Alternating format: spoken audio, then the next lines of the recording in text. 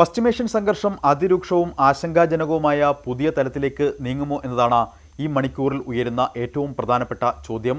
അതിന് ആധാരമായത് American president Donald Trump അല്പം മുമ്പ് ഫോക്സ് ന്യൂസിന് നൽകിയ അഭിമുഖത്തിലും തുടർന്ന് അദ്ദേഹത്തിൻ്റെ തന്നെ സമൂഹമാധ്യമമായ ട്രൂത്ത് സോഷ്യലിലും ട്രംപ് പങ്കുവച്ച സന്ദേശമാണ് ഏറെ ആശങ്ക ഉണ്ടാക്കുന്നത്. പതിവിൽ നിന്ന് വ്യത്യസ്തമായി വലിയ ഭീഷണിയുടെ സ്വരത്തിലാണ് ട്രംപിന്റെ മുന്നറിയിപ്പ്.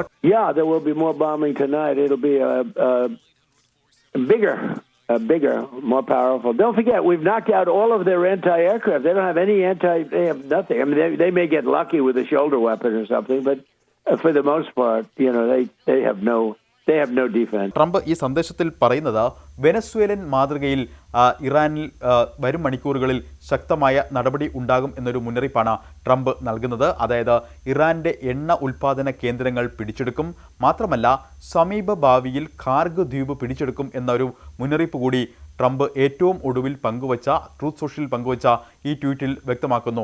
ഇത് കേവലം ഒരു ഭീഷണിയാണോ, അതോ അതിനും അപ്പുറത്തേക്ക് ഒരു സമ്മർദ്ദ തന്ത്രമാണോ, അതോ നടപ്പാക്കാൻ ഉദ്ദേശിച്ച് തന്നെ ഉള്ള പ്രഖ്യാപനമാണോ എന്നതാണ് ഈ മണിക്കൂറിൽ ഉയരുന്ന ഏറ്റവും പ്രധാനപ്പെട്ട ആശങ്ക. കാരണം കഴിഞ്ഞ മണിക്കൂറുകളിൽ കപ്പലുകൾക്ക് നേരെ ആക്രമണമുണ്ടായി, മാത്രമല്ല മിഡിൽ ഈസ്റ്റ് രാജ്യങ്ങളിൽ US അസറ്റുകൾക്ക് നേരെ ഇറാന്റെ പ്രത്യാക്രമണമുണ്ടായി. അങ്ങനെ പരസ്പരമുള്ള ആക്രമണങ്ങളും പ്രത്യാക്രമണങ്ങളും 2 ദിവസമായി അതിരൂക്ഷമായി തുടരുകയാണ്. അതിന് പിന്നാലെയാണ് ട്രംപ് ഇത്തരത്തിലൊരു പ്രഖ്യാപനം നടത്തുന്നത് എന്നതാണ് ഏറെ ആശങ്ക ഉളവാക്കുന്നത്.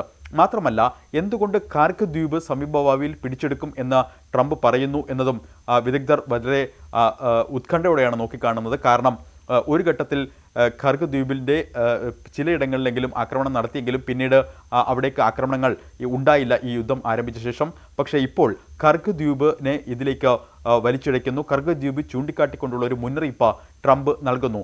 അതിനർത്ഥം ഇറാന്റെ സാമ്പത്തിക നട്ടെല്ലായ ഖാർഗ് ദ്വീപ് പിടിച്ചെടുക്കാൻ തന്നെയാണോ ലക്ഷ്യം വെക്കുന്നത്, അതോ അതിനും അപ്പുറത്തേക്ക് മറുവശത്തുള്ള ചർച്ചകൾക്ക് ഒരു സമ്മർദ്ദ തന്ത്രം എന്ന രൂപേണയാണോ ട്രംപിന്റെ ഈ സന്ദേശം എന്നും ഏവരും ആകാംക്ഷയോടെ ഉറ്റുനോക്കുന്നു. സ്വാഭാവികമായും ഖാർഗ് ദ്വീപ് ലക്ഷ്യമിട്ടുകൊണ്ടുള്ള ട്രംപിന്റെ ഈ പ്രഖ്യാപനം അത് വളരെ ഗൗരവത്തോടു തന്നെ കാണേണ്ടതുണ്ട്. കാരണം ഇറാന്റെ നട്ടെല്ലാണ് ഖാർഗ് ദ്വീപ്.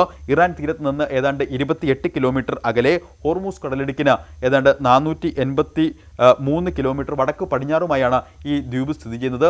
ഇത് കേവലം ഒരു ദ്വീപല്ല, ഇറാന്റെ സമ്പദ് വ്യവസ്ഥയെ താങ്ങി നിർത്തുന്ന നട്ടെല്ലാണ് ഖാർഗ് ദ്വീപ് എന്ന് പറയുന്നത്. മാത്രമല്ല, എത്ര വലിയ ടാങ്കറിനും നങ്കൂരമിടാൻ തക്ക ആഴമുള്ള എണ്ണ ടെർമിനലാണ് അവിടെ ഉള്ളത്. ഇറാന്റെ ആകെ കയറ്റുമതിയുടെ 90% ഈ ഖാർഗ് ദ്വീപ് വഴിയാണ്. മാത്രമല്ല, പ്രതിദിനം 70 ലക്ഷം ബാരൽ എണ്ണ സംസ്കരണ ശേഷിയുള്ള പ്ലാന്റുകൾ വരെയുണ്ട്. മാത്രമല്ല, 30 ബില്യണിലേറെ ബാരൽ എണ്ണ ശേഖരിക്കാൻ ശേഷിയുള്ള ആ ഖാർഗിൽ എന്തെങ്കിലും തരത്തിലുള്ള ആക്രമണം ഉണ്ടായാൽ അത് വലിയ തോതിലുള്ള പ്രത്യാഘാതങ്ങൾക്ക് വഴിവെക്കും. മാത്രമല്ല, അതിൻ്റെ നിയന്ത്രണം ഏറ്റെടുക്കും എന്ന് ട്രംപ് പറയുമ്പോൾ ട്രംപ് അതിലൂടെ ലക്ഷ്യം വയ്ക്കുന്നത് എന്താണ്?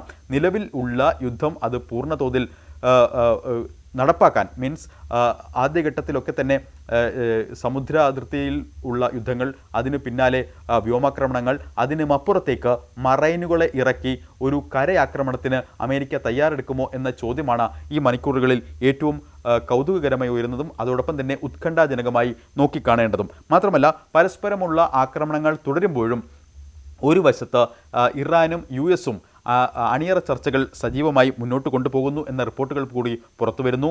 റോയിറ്റേഴ്സാണ് ഇക്കാര്യം റിപ്പോർട്ട് ചെയ്തത്.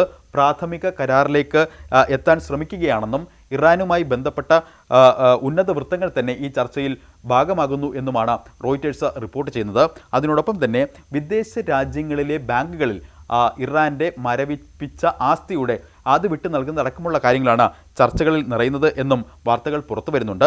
മരവിപ്പിച്ച സ്വത്തുക്കളിലെ 6 മുതൽ 12 ബില്യൺ വരെ വിട്ടുകൊടുക്കണം എന്ന ഒരു ആവശ്യമാണ് ഇറാൻ മുന്നോട്ട് വയ്ക്കുന്നത് എന്നുമൊക്കെ റിപ്പോർട്ടുകൾ ഒരു വശത്ത് ഉണ്ട്.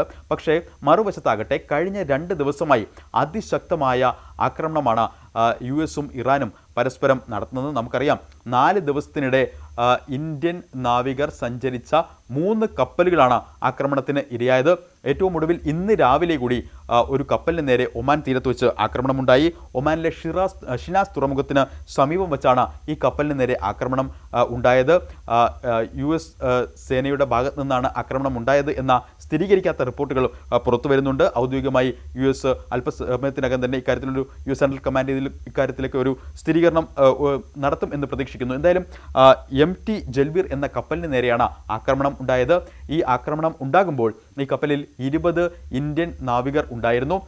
ഇവരെ രക്ഷിക്കാൻ ആവശ്യമായ നടപടികൾ സ്വീകരിച്ചത് ഒമാൻ നാവികസേനയാണ്. ഒമാൻ നാവികസേന ഇവരെ ഈ സ്ഫോടനത്തിന് ശേഷം വലിയ തോതിൽ അവൻ്റെ എഞ്ചിൻ റൂമിൽ തീപിടുത്തമുണ്ടായി. അതിനുശേഷം ഒമാൻ നേവിയുടെ ഭാഗത്തു നിന്നാണ് ഒരു രക്ഷാപ്രവർത്തനം നടത്തിയത്. 20 നാവികരെയും സുരക്ഷിതമായി ഷിനാസ് തുറമുഖത്തേക്ക് എത്തിച്ചിരിക്കുന്നു എന്നുകൂടി സ്ഥിരീകരിക്കുന്ന റിപ്പോർട്ടുകൾ ഈ ഘട്ടത്തിൽ പുറത്തു വരുന്നു. ഇന്ത്യൻ എംബസി തന്നെ ഇക്കാര്യം സ്ഥിരീകരിക്കുകയും ചെയ്തിരിക്കുന്നു. കഴിഞ്ഞ ദിവസം സെറ്റബെല്ലോ എന്ന കപ്പലിന് നേരെയാണ് ആക്രമണം ഉണ്ടായത്. ആ എണ്ണക്കപ്പലിലും 24 ഇന്ത്യൻ നാവികർ ഉണ്ടായിരുന്നു. 4 വിദേശ പൗരന്മാരും ഉണ്ടായിരുന്നു. നമുക്കറിയാം 3 പേർ ഈ ആക്രമണത്തിൽ കൊല്ലപ്പെട്ടു. ആ 3 പേരുടെ മൃതദേഹങ്ങൾ ഇന്ന് കണ്ടെത്തിയതായി സ്ഥിരീകരിച്ചു. ആ വാർത്തകൾക്ക് പിന്നാലെയാണ് MT ജൽബീറിന് നേരെയും ഇത്തരത്തിലൊരു ആക്രമണം നടന്നു എന്ന റിപ്പോർട്ടുകൾ പുറത്തു വരുന്നത്. എന്തായാലും പശ്ചിമേഷ്യയിൽ സംഘർഷം ഭീതിജനകമായ ഒരു സാഹചര്യത്തിലൂടെയാണ് കടന്നു പോകുന്നത്. ഹോർമൂസ് കടലിടുക്ക് പൂർണ്ണമായി അടച്ചു എന്ന് ഇറാൻ അവകാശപ്പെടുന്നു. എന്നാൽ ഗതാഗതം ഇപ്പോഴും സുഗമമായി നടക്കുന്നു എന്നാണ് അമേരിക്ക അവകാശപ്പെടുന്നത്.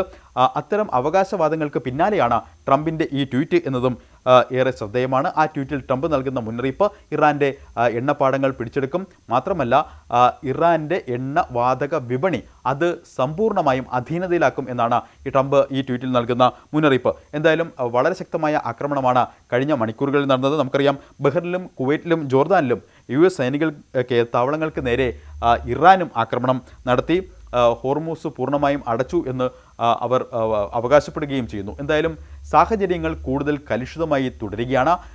ഏറ്റവും ഒടുവിൽ ഈ ഘട്ടത്തിൽ ആശങ്കാജനകമായി ഉയരുന്നത് ട്രംപ് ട്രൂത്ത് സോഷ്യലിലൂടെ പങ്കുവച്ച ഈ സന്ദേശം, അതായത് കർഗ് ദ്വീപ് അടക്കം സമീപ ഭാവിയിൽ പിടിച്ചെടുക്കും, എണ്ണ ഉൽപ്പാദന കേന്ദ്രങ്ങൾ അധീനതയിലാക്കും, അങ്ങനെ വെനസ്വേലൻ മാതൃകയിൽ ഇറാനിൽ ചില ആക്രമണങ്ങൾ നടപ്പാക്കാൻ പോവുകയാണ്, വളരെ ശക്തമായ ആക്രമണമായിരിക്കും ഈ രാത്രിയിൽ ഉണ്ടാകുക എന്നാണ് ട്രംപിൻ്റെ ഈ ട്വീറ്റിൽ പറയുന്നത്. അത് വലിയ തോതിലുള്ള ഉത്കണ്ഠകൾക്ക് വഴിവെച്ചിരിക്കുന്നു. അതായത് ഒരു കരയുദ്ധത്തിന് അമേരിക്ക തയ്യാറെടുക്കുന്നു എന്ന തോതിൽ വരെ ഒരു പ്രതീതി ജനിപ്പിക്കുന്ന സാഹചര്യമാണ് നിലവിലുള്ളത്. എന്തായാലും ശക്തമായ ഭാഷയിൽ തന്നെയാണ് ഇറാൻ്റെ മറുപടിയും എന്നത് ഏറെ ശ്രദ്ധേയമാണ്. ഇറാൻ പാർലമെൻറ്റിൽ നാഷണൽ സെക്യൂരിറ്റി കമ്മീഷൻ്റെ സ്പോക്സ് പേഴ്സണെ ഉദ്ധരിച്ചുകൊണ്ട് ചില പ്രതികരണങ്ങൾ കൂടി വരുന്നുണ്ട്. ഒരു തരത്തിലുള്ള കീഴടങ്ങലിലും ഇറാൻ ഇല്ല എന്ന രീതിയിലുള്ള പ്രതികരണങ്ങളാണ് വരുന്നത്. എന്തായാലും സാഹചര്യങ്ങൾ കൂടുതൽ കലുഷിതമായി തുടരുകയാണ്. 13-ലധികം ഇന്ത്യൻ കപ്പലുകൾ ഇപ്പോഴും മിഡിൽ ഈസ്റ്റിലെ ഈ പ്രദേശം കേന്ദ്രീകരിച്ച് കുടുങ്ങിക്കിടപ്പുണ്ട്. അതിലേതാണ്ട് 582 നാവികരോളമുണ്ട്.